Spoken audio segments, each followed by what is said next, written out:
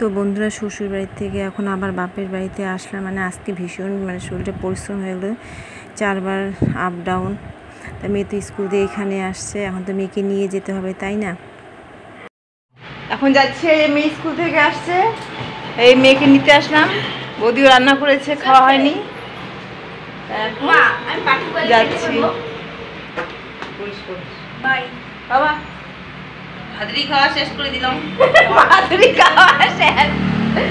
দুর্গা পূজা আমার, দুর্গা পূজা আসবো, দুর্গা পূজা আসবো, দশমীতে নিমন্ত্রণ পাবো। কোথায় নিমন্ত্রণ? বাড়ি কেন? ননদের বাড়িতে, তাই না? ননদের বাড়ি যাবা? গেলে তো ভালোই, দশমীতে নিমন্ত্রণ পাবো। আচ্ছা, আর তোর জামাটা ঠিক কর। আর বৌদির বাড়ি থেকে যাই চলে আসি রাত্রে, আর ভিডিওটি শেয়ার করিনি, তাই সকালবেলা এখন তোমাদের সামনে ভিডিওটি শেয়ার করলাম। এই টেবিলটা একটু পরিষ্কার করে নিলাম, খাওয়ার জলটা ভরে রাখলাম, কারণ জগের মধ্যে রাত্রে জল ছিল না, তাই সকালবেলা একটু ভরিয়ে রাখলাম। ঠান্ডার জল না, গরমের দিন ঠান্ডা ঠান্ডা জল খেতে ভালো লাগে। আর মেয়ের বইগুলো জায়গা মতো রাখছি। আর এইদিকে ঘরগুলো দুই দিন ছিলাম না, তাই না, একটু বিছানাগুলো পরিষ্কার করে ঝাড় দিচ্ছি। আর এদিকে দেখো, কোথাও ঘুরতে যাওয়া মানে জামা কাপড়ের বোঝা, তাই না? আর দেখো বিড়ালটা রান্নাঘরে যাওয়ার জন্য যাওয়ার জন্য উঁকি মারছে। এদিকে মেয়েকে দুধ আর চকোস দিয়ে দিলাম, মেয়ে ততক্ষণ খাক, আমি ততক্ষণ এদিকে কাজকর্মগুলো করি, তাই না? কারণ আমার কাজকর্ম করতে করতে অনেকটা সময় লাগবে, মেয়ের তো খিদে পেয়ে যাবে। এদিকে জামা কাপড় ধোয়া কমপ্লিট হয়ে গেল। আর দেখো কি রৌদ্র উঠেছে। তো হ্যালো, গুড মর্নিং বন্ধুরা, তোমরা সবাই কেমন আছো? আশা করি ভালো আছো, আমরা ভালো আছি। কালকে তো বাপের বাড়ি থেকে এসেছি, এসে আর কি কাজ করবো, তাই না? সন্ধ্যাবেলা করে নিই। আর প্রচণ্ড গরম, এখানেও গরম, বাপের বাড়ি ওদিকেও গরম, গরমে আর থাকা যাচ্ছে না। যাই হোক, ঘুম থেকে উঠলাম কটা 8টার দিকে উঠলাম, উঠে ঘর ঝাড় দিলাম, বিছানা পরিষ্কার করলাম, জামা কাপড়গুলো কেচে দিলাম। এখন রান্নাঘরে আসলাম, এখন রান্নাঘর পরিষ্কার করবো, মুছবো, তারপরে সকালের খাবার বানাবো, দুপুরের খাবার বানাবো। আমি কি বললাম, বাবা তুমি সে ব্রেকফাস্ট করো, স্নান করে তুমি পুজোটা দিও, নাহলে আবার রান্নার দেরি হবে সকালের খাবার। মেয়েকে বললাম, তাই মেয়ে পুজো দিবে, পুজো দিলে তাহলে আমি স্নান টান করে এগুলো সোজা রান্নাঘরে আসতে পারবো, তাই না? তাই মেয়েকে বললাম। আর মা সবজিগুলো কেটে রেখেছে, আর সবজিটা কেটে রাখার জন্য একটু সুবিধা হয়, এটাই আমার একটু লাভ, সবজিটা কেটে দেয়, তাই না? মা সবজিটা কেটে রাখে, এটা একটু আমার হেল্প হয়। তারপরে আমি কী করি, আমার থাকে ঘর মোছা, বাসন মাজা, কাপড় কাচা, পুজো দেওয়া, এই রান্নাঘর পরিষ্কার করা, তাই না?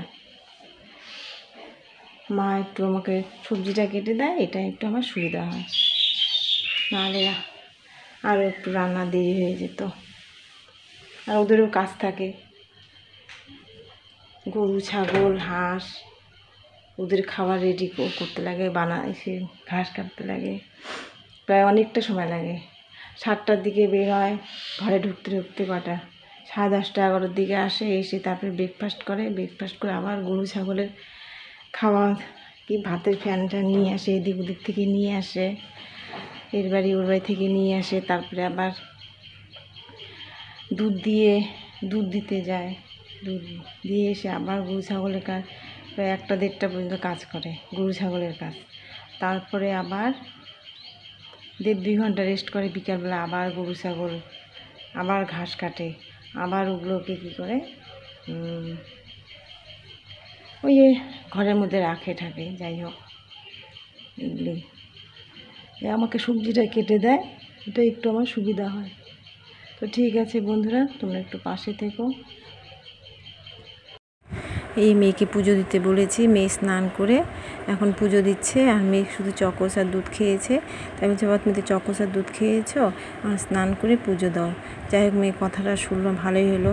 এদিকে আমি ডালটা নামিয়ে রাখলাম, কারণ বাবা মা এসে গেছে।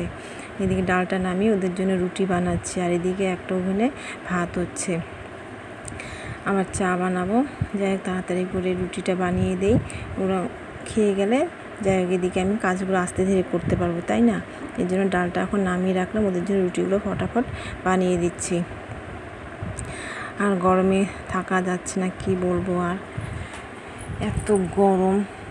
মেয়ে পুজোটা দিচ্ছে বলে একটু এদিকে আমার কাজটা আগিয়ে গেল, তাই না? আর মেয়ে থাকলে অনেক সুবিধা হয়, মেয়ে ছাড়া কেউ বুঝবে না। আর এদিকে যাই হোক ওদেরকেও দিয়ে দিলাম, বাবা মাকে খাবারটা দিয়ে দিলাম। এদিকে আমিও চা রুটি খেলাম। তারপরে ফোন আসলো, অনলাইন থেকে একটা কুর্তি বুক করেছি। যাই হোক, তা 2 দিন আগে চলে আসলো কুর্তিটা। আজকে ওই বাড়িতে থাকলে একটু অসুবিধা, কুর্তিটা পেতাম না হাতে হাতে। যাই ফাইনালি আমার কুর্তিটা পেয়ে ভীষণ খুশি হলাম। এখন কুর্তিটা আনবক্সিং করছি মেয়ে। তোমরা দেখো কেমন হয়েছে, একটু কমেন্ট করে বলো। আর বন্ধুরা, তোমরা প্লিজ কেউ ভিডিওগুলো স্কিপ করে দেখো না। আর প্লিজ তোমরা একটু আমার পাশে থেকো, ভিডিওগুলো লাইক কমেন্ট শেয়ার করো। আমিও তোমাদের পাশে আছি। এদিকে আমিও রান্নাঘর থেকে আসলাম, মেয়ে ডাকছে, মা তাড়াতাড়ি আসো আসো। দেখো কি সুন্দর কুর্তিটা এসেছে। যাই হোক, এটা মেয়ের পছন্দের কুর্তিটা নিলাম। আমার মেয়ের পছন্দ, খুব সুন্দর। আর যাই হোক বন্ধুরা, মেয়েটা ফার্স্ট আমাকে এই কুর্তিটা গিফট করলো মেয়ের নিজের টাকার থেকে। যাই, মেয়ে এদিকে বই পড়ছে। মেয়ে বলছে, মা আমাকে একটু পপকর্ন বানিয়ে দাও না, একটু খাবো। তাই মেয়েকে পপকর্ন বানিয়ে দিলাম। একটু প্লিজ পাশে থেকো।